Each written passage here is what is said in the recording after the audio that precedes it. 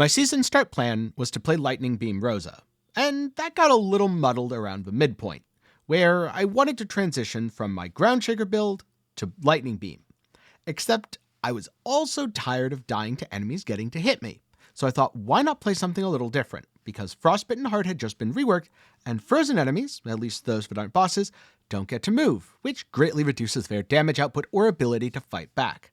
And I don't know about you, but I like shooting fish in a barrel just as much as the next day RPG player, or maybe slightly more than the next day RPG player since I made this build and I'm not sure if you have yet or not. And so began my journey of making Lightning Beam Frostbitten Heart Gemma, which turned into Cast on Crit Lightning Beam Frostbitten Heart Gemma, because I very quickly realized that my DPS both does and doesn't have a cap, which is to say, no matter how much cast speed you get, the number of orbs you have are limited by your maximum beams. Even with +6 beams on my weapon, that leads to a very interesting fact. I can trigger something with Cast on Crit and get a massive damage bonus. I was thinking of doing this, then I came across someone in Twitch chat who had already done it and confirmed that it worked, so I immediately bought a slate and swapped to the build. I decided to go with mostly scaling focus blessings and skill levels, though there are definitely mana scaling versions out there and an ES stacking lightning variant that probably shouldn't be played on Frostbitten Heart and instead should go on Icefire Fusion, which is to say Lightning Beam's a pretty cool and versatile skill. Since then, I've become the #1 ranked Frostbitten Heart in City of Eterna, cleared several maps including Deep Space and 8-3, haven't quite finished with 8-4 yet. My gear is pretty much there, but I haven't actually unlocked it. Done Path of a Brave 40, and even done some Tier 1 and Tier 2 bosses. Oh, and Traveler 8, piece of cake. So thus far, this setup's pretty well-rounded, but it's far from a full complete build. I have so many dead affixes I could replace, and so many gear upgrades I could still buy. If you want to know how this build continues to evolve, what I'm doing next, or how Dream Talking works, do be sure to get subscribed, leave a like while you're down there. And for now, let's get into it, starting with some of the key mechanics. The first of which is, why is Cast on Crit so darn good for this setup, and how do you make it work? The first thing you will need to know is that for every +1 maximum beam you have, you get a nice little orb. So the more max beams, the more orbs, and the more orbs, the more damage you do. But because your damage is capped out based on these beams, you can run Cast on Crit, which has over a 500% additional damage multiplier, in exchange for triggering only once every 0.6 seconds. But if that trigger, once every 0.6 seconds, is enough to cap out your orbs, since they are scaled by skill effect duration and cast speed, then you're totally okay to do it, which is exactly what I did. I right now have the base 3, plus another 6 from my weapon, capping out at a total of 9. And as far as I can tell, I have 9 up most, if not all of the time, and further investment into duration doesn't seem to do anything to affect my DPS.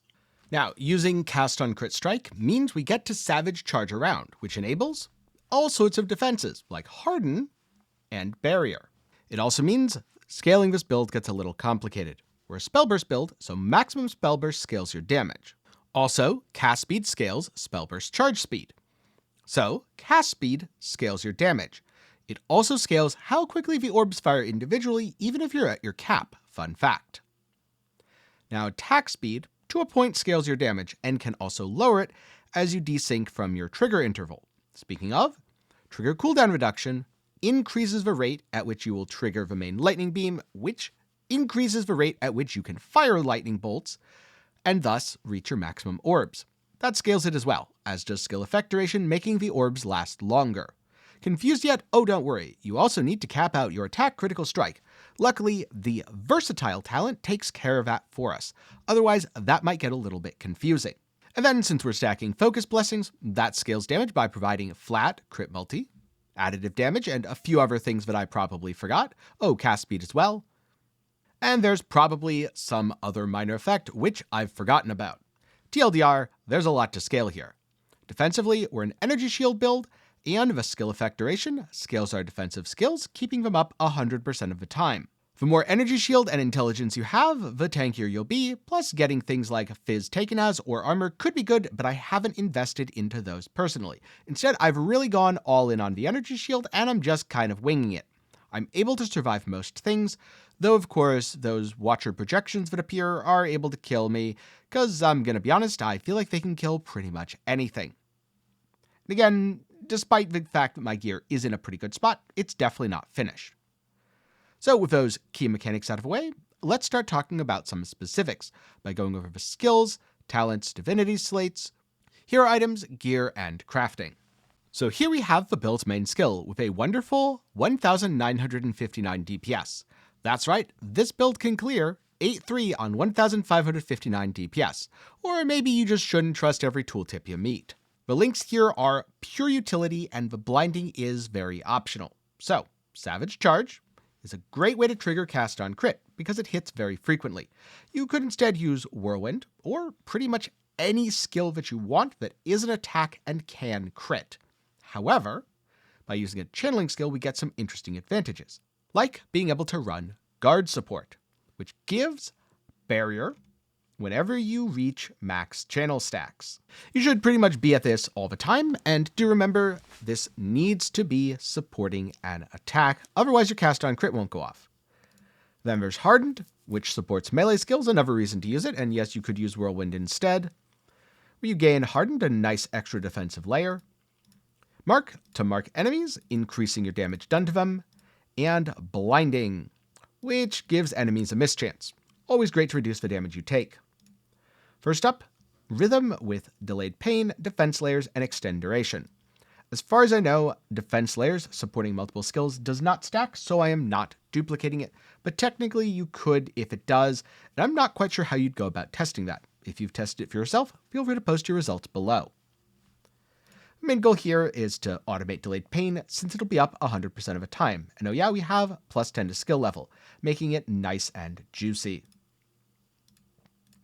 Then we have Secret Origin Unleash, which eats some of our blessings in exchange for much cast speed. And don't worry, those blessings come back super fast, you'll barely notice the difference. Mana Boil eats some mana. Spoiler alert, it doesn't because this build effectively ignores mana. And it's supported with Mania Mass Effect Well Fought Battle to get all those massive bonuses, since it has infinite duration, so duration stuff doesn't actually affect it. Protection Field with extended duration just to keep it up 100% of the time. And again, Rhythm to automate it, transferring damage to our nice helpful minion. Now here we have the main skill, Lightning Beam linked to Precise Trigger on Critical Strike. For that massive 560% additional damage bonus, there is a minus 70 because the parts of skills do count Spell Burst. However, it's still by far the best support since the 0.6 second trigger interval, which is normally a downside, is completely negated. Since we're Spell Burst, we get Psychic Burst, Overload, Freeze Chance just to make sure everything is fully Frostbitten, and added lightning damage, because that's a good way to add extra DPS. Then you've got Trigger while channeling. This is simply an easy way to trigger the curse without any of the negatives from triggering the curse. Thunder Spirit for the attack and cast speed, Ellie Amp and Frigid Domain, simply because they're big old damage multipliers. Note, if you are not running Precise Seal Conversion, you might need to run a slightly different configuration of auras, dropping Ice Imbue and getting Explodey on your chest piece, but I'm also running Elemental Resistance, Energy Fortress, and Magical Source all on my life. For my candles, I have a good old Soul Eater candle to go as fast as possible with a downside that doesn't matter. We don't deal lightning damage, so we can't shock. In fact, we can't deal lightning damage, it's all converted over to cold. The sealed mana is small but helpful, and big old damage roll. Then my other one, cooldown recovery for triggered skills, I would say try to get this if at all possible, it really does help a lot. And lightning skill level, the rest of the mods don't apply in any useful way, or any way at all actually. Next up, hero items and hero traits. So for most things, I'm using this Frozen Heart with freeze duration and cold pulse interval. This is important to have 100% freeze uptime on enemies. However, in situations where I think I'm going to die, such as the Nightmare, I take the significant, about 30% DPS loss from not having perfect freeze uptime to use Escaping the Magic Ice, since who doesn't want to cheat death? I'm also using Ice Surge Undercurrent. This inexpensive hero memory is very, very, very important. because it allows you to use your cold pulse pretty much on cooldown without having to worry about the normal using a cold skill. Since Savage Charge is not a cold skill, this is pretty darn good. I'm also using Freeze Effect and Cold Pulse inflicts Frostbite to try to stack Frostbite to 300 as easily as possible. On my other one, I happen to have Freeze Effect and additional damage to frozen enemies. Note, this is not an intentional choice per se. It's not like this is more damage. This is just, I ran out of money because I'm still in the process of gearing up the character. But it should be the double Frostbite, as that's far more effective on single target. Then we've got Snowy Embrace for restoring cold energy and +4 max. Alternatively, you could use Wintry Slumber for even more clear speed, and this is absolutely wonderful in lower tier content. But in higher tier content, where elites are the problem, eliminating non-elite enemies is not the best. And actually, it's genuinely problematic when you don't get to freeze non-elites and drag them on top of elites to explode the elites. At 62, I'm using Frigid Infusion. This is the best talent for single target, but again, when speed farming, Frost Tides is far better because you get the 100 flat additional Frostbite rating and the -2 second Cold Pulse interval. You'll have many more Cold Pulses and inflict a lot more Frostbite, or at least inflict Frostbite more easily, but this allows Frostbite to continue to stack when enemies are frozen. So, more single target, more clear. Then last up, Blooming Frost Flower. Upon inflicting freeze, cast Cold Pulse at the frozen target. This doesn't consume any energy, which is great, and it sustains your freezes really well in single target or proliferates them through packs on AoE. It's very, very good, and alternatively you could go Bone Piercing Frost, which again is a little bit more single target focused, and you have to be careful because if you lose freeze uptime to pick this, it's not worth it. There is a hero memory that you could use to get Blooming Frost Flower for free, but it costs an ungodly amount, so I haven't experimented with it. So those are my hero relics and memories. As usual for pets, my build isn't reliant on any specific pets. If you feel like you want more damage, put on your damage pets. If you want loot, put on your loot pets. If you want defenses, I guess grab Knight of Pale Blue or use them to cap out your resistances. So here we have talents. First up, for my major talents, I'm using Winter because I have Beacon elsewhere. If you don't have Beacon elsewhere, number one, it will be a severe DPS loss, and number two, you need Beacon for the max spell bursts. So ideally, you want either Beacon or Winter on your Pedigree of the Gods. Be warned, that may be extremely expensive. I got mine for around 800 Flame Elementium, and I feel like I got a very lucky deal. Then I'm taking Insight. Not only is this the highest damage, but the cast speed feels really good. In theory, you could use any of these actually, but this one feels the best to me, so I used it. Now, for the rest of the talents, I'm more or less filling out what you would expect as a spell crit build that values cast speed and energy shield. At the end, I want both the spell skill level and max focus blessings. Moving on to Magister, I've got Bunch for a ton of additional damage. In theory, if you want more defenses, you could go with something else, potentially mess around with Shell, or of course, Inner Slide for a ton of energy shield regain, but it's a massive damage loss, which personally I don't think is worth it. And I don't think there's any way to not use Play Safe here. Scaling your spell burst charge speed with cast speed just feels so good. But hey, I guess you could pick up Barrier of Radiance on a slate if you really wanted. For talents, this is where things get interesting, because it's quite tricky, and you're going to probably have to make some sacrifices if your character is below level 96. For example, I have this legendary medium talent for additional regain interval, so that I regain more frequently, and energy shield regain.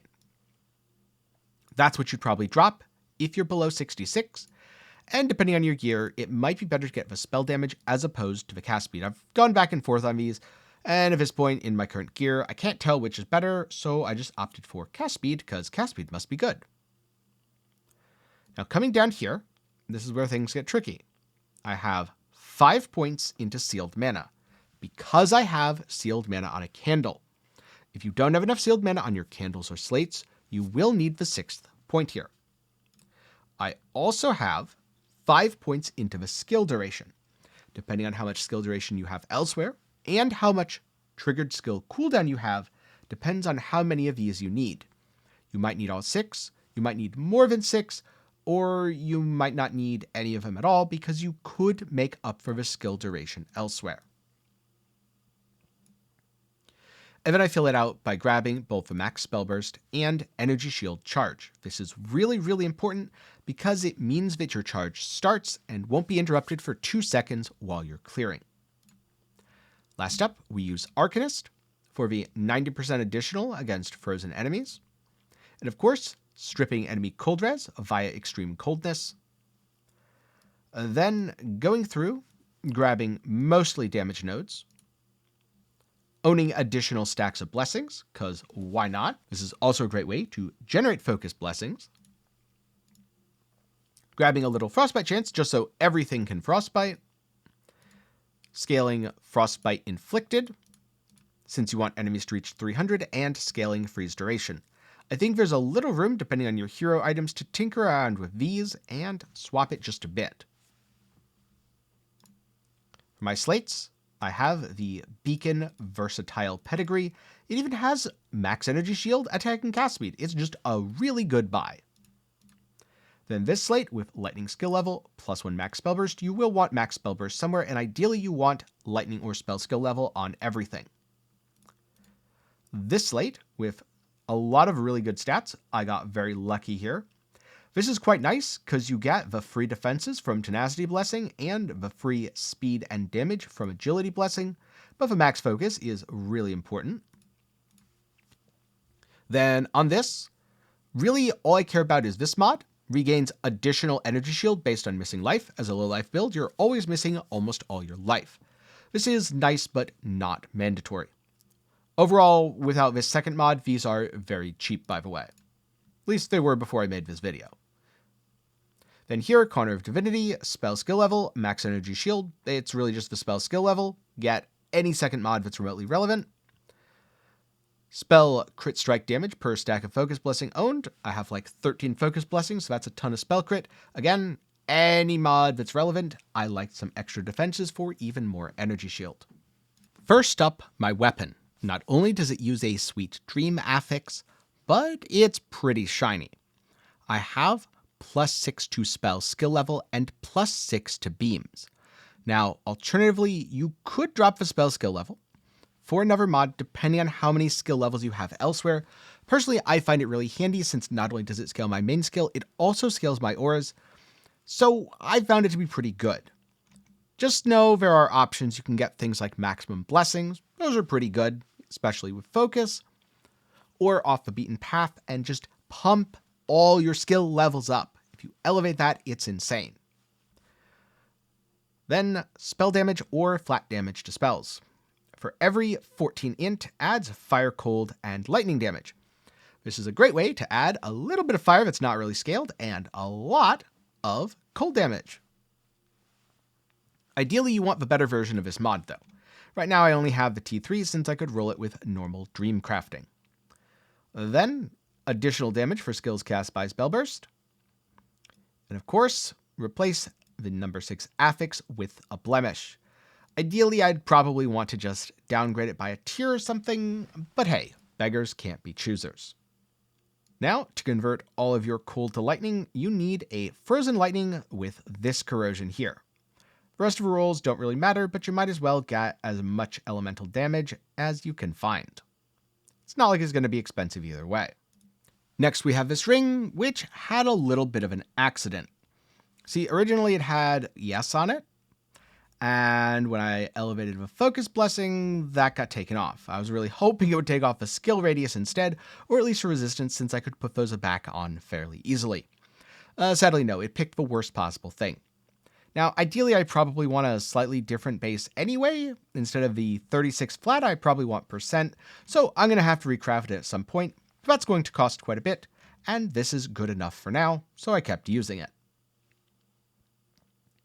A little bit of freeze duration as a suffix is also something to consider, or crit strike damage, since the skill radius is completely useless.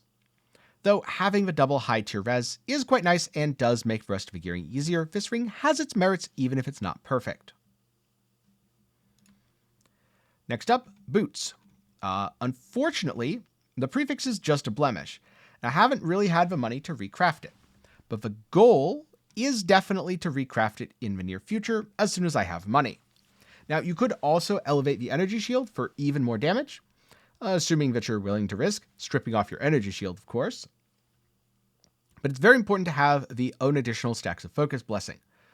For a prefix, you can get something like deflection while moving, or instead go with something for damage or a beam refraction. Lots of options depending on if you want defense, damage, or utility. Then erosion res for a suffix. Movement speed ideally should be tier 1. I ended up getting tier 3 because the rest of the item was just a little bit too juicy to pass up.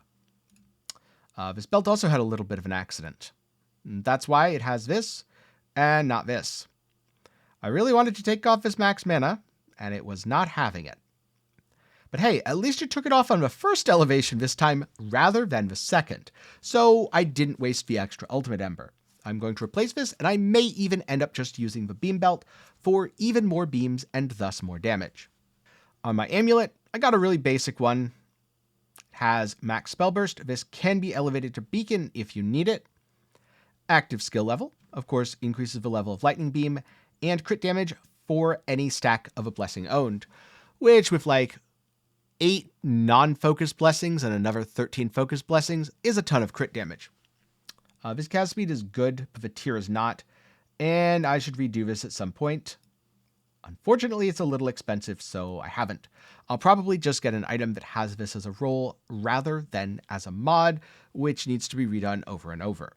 For gloves, well, the cold damage to spells and attacks was better than this, so I was happy to replace and blemish it. Again, as much ES as possible. We've got 997, which is really nice. Then Fervor Erosion Res. Actually, out of everything, the gloves I'm pretty darn happy with. The only thing that I would change is overwriting this and getting a real mod there. Because, fun fact, if you have an empty affix and you replace that affix with a blemish, it doesn't actually put a blemish on. As you can see from my chess piece, replace the number 6 affix with a blemish, and yeah, that's the number 6 affix. This chess piece is really good. Slightly unfortunate. This originally had T3 erosion res naturally. I was really hoping to take off a minion damage, but I didn't. I have nothing left that I can elevate, so it's stuck with 1 dead mod. But hey, you win some, you lose some, and I might go through and see if there's a dream affix that I can replace this with later. Alternatively, I think this is good enough to use as is, because the 2 focus blessings and 500 ES is really damn good. Last up, my helmet, which, like my boots, is pretty much finished. It's got the perfect prefixes, suffixes, max spell burst, doesn't need to be elevated to T0. Elevating this to T0 would be incredibly greedy, but in theory, it would be better to take off the skill radius. However, now that I've got the T0 cold damage to attacks and spells per focus, I'm not messing with it. If you're a perfectionist, yeah, you'd want something better here. But this is super, super good, and the best suffix would probably be resistances, since the build's a little short on those. And so that's a lot of my gearing. Now, the main goals. What do I want if you can't make these exact pieces? On most of your gear, you want energy shield. For helmet and amulet, you want max spell burst. These are massive damage gains. For chest, boots, and ring, you want +2 max focus. These are massive gains. For belt, I need to go test the beam belt. I'll get back to you on that one. Probably just defensive mods though, because this is why I have so much energy shield. And on the weapon, you definitely want +6 beams. You either want additionals for spell burst or additional against frozen. And I really like the spell skill level, so I'm probably going to stick with it. But off a beaten track is a really good option as well if you have an open suffix. So what's the gameplay like? Well, in trivial content, it's about charging through and everything on the screen instantly explodes. This is the speed farming meta for the build, and it's pretty darn fun. But if you get into tankier content, it's about dragging normal frozen enemies onto tankier foes like elites and bosses. This way, when you trigger your explosions, the enemies are killed instantaneously. If you've set up your freeze correctly, then overall there's not too much danger to this. Unfortunately, the Watchers will still appear and annihilate you. And also, unfortunately, bosses can't be prevented from acting by being frozen. Here are a few things that I've done on this build. I've pushed several of my zones up to 8.3, and I'm soon going to unlock 8.4. The main reason that I haven't unlocked 8.4 yet is I've been farming 8.2, as I could clear it quite efficiently, a couple minutes per stage. So I've been doing a lot of efficient farming in 8.2 and using the resources from that to rush City of Eterna. I'm pretty darn close to depth 100, and the only thing that's really stopping me from progressing isn't my build, my damage, or even my defenses, it's just the lag. Somehow, it's always the darn lag. Now, I haven't done much Path of a Brave, but I did take down Path of a Brave 40. This was mostly just to click off the achievement, cause hey, I guess I'm into doing that now. And I've taken on a few bosses. I haven't gone out of my way to farm a bunch of them, nor have I gone out of my way to even buy boss keys. But as I get keys, and as I get other drops, I run them, and so far it's been a success. I have yet to find a boss that I cannot defeat on this build. Traveler 8, absolute breeze. Lone King of Eterna, second version, also quite easy. Took a little bit longer though, it was definitely a few minute fight. The first version of Paloma, gigantic waste of money, don't do it, also quite easy. And maybe I just got unlucky with the drops. I've also been doing some 8.2 deep space farming, which the build is fully capable of. And you know that nightmare zone? Yep, the build excels in there as well, allowing me to clear even very juicy nightmares, and because of the cheat death relic, if I'm willing to play safe for just a little bit after I take a fatal hit from getting too close to the unkillable nightmare monster, well, I'm totally fine to keep farming. So I've very rarely lost loot, and I leveled up to 96. The only reason that I'm not like halfway through 96 so far is I've been kind of lazy about not wearing my cheat death relic since it is a significant DPS loss and does lower my freeze uptime, meaning that I'd rather just die a little bit and lose some EXP when it's not going to negatively affect me. But I expect, as I improve the build, damage, and defenses, and continue to scale things, that won't be an issue either. Last up, I wanted to move a build to the test, so I went into the illusion dimension, and first cleared 18, then completely obliterated 19 after swapping my talents to a more single target focused setup. Who needs a dummy when you can actually just go fight a monster to give you a practical result based on how strong your build is. So that's my cast on crit lightning beam on Gemma Frostbitten Heart, at least so far. As you could see from the gearing, a lot of items are work in progress status, and I'm sure they're going to get better later. That's why I discussed not just what I had, but what I wanted in the future. If you're wondering how much this build cost me, I have no idea. I've just been playing it and upgrading gear with the money that drops as I go. So, all the money I made in the past couple days. Oh, and also it was about 1200 Flame Elementium for the precise seal conversion. Cause I bought that recently, so I remember how much it cost me. But again, you don't strictly need that, it just makes the build better. Now with that said, I'm curious, when you play a build, do you keep track of how much money you spend on every upgrade? Cause it feels like sometimes people expect that content creators have a shopping list where they say this costs this much, and they account for all the price shifts in the economy from day to day or week to week. Let me know down below exactly how much your build costs. Oh, and I expect it to be accurate a week from now as well. With that said, I'd like to take a moment to thank my patrons and channel members for the continued support. If you too want to help make videos like this possible and see your name on screen right now, a link to support is down below. Or if you want to know more about how I made some of the money I talked about earlier, check out my City of Eterna farming guide, or some of the streams where I was farming things live. Link to both of those up in the card and down below, or you can read more at MaxwellGG on how to level Frostbitten Heart from the start. With that said, thanks for watching, I hope you learned something, and I'll see you again sometime soon.